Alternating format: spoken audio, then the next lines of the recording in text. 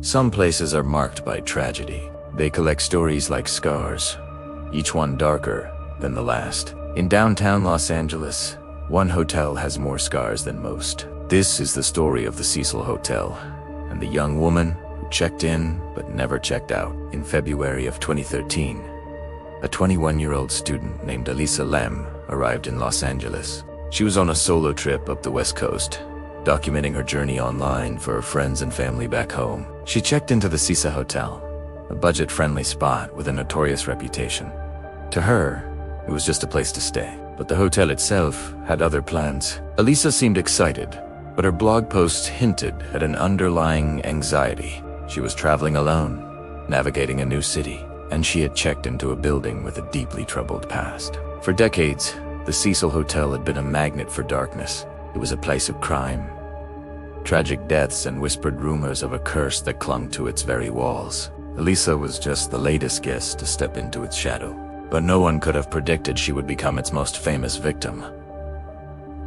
For the first few days, everything seemed normal. Elisa explored the city and kept in touch with her family every day. Then, the calls stopped. She missed her scheduled checkout date. Her parents, thousands of miles away, grew frantic. They called the hotel, but the staff couldn't find her. Elisa Lam had vanished without a trace.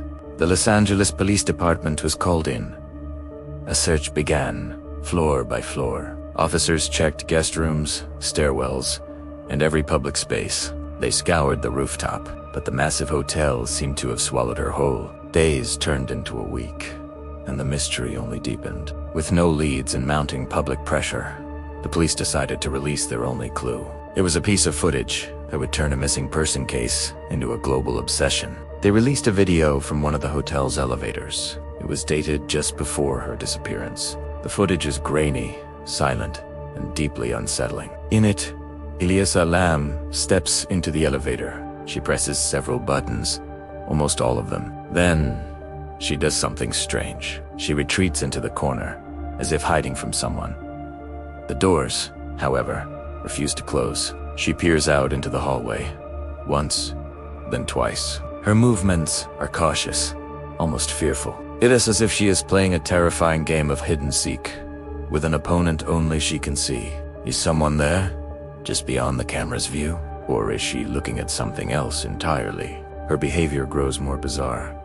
She steps out of the elevator and into the hallway. She stands there for a moment, her arms moving in strange, unnatural patterns.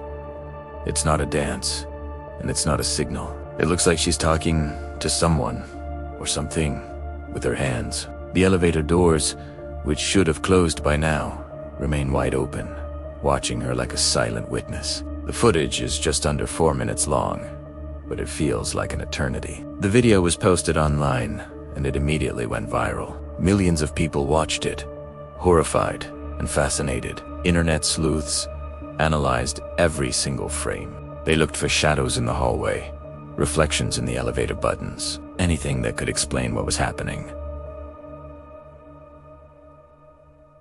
Theories exploded across forums and social media, but the more people watched, the less sense it made. 2 weeks after Elisa disappeared, the case took its final, grim turn. Guests at the Cecil began complaining about low water pressure and a strange taste.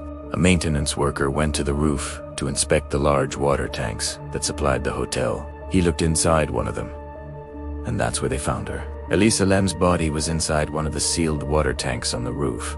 The discovery only created more questions. How did she get up there? The rooftop was protected by locked doors and alarm systems. How did she climb the 10-foot tank and get inside on her own?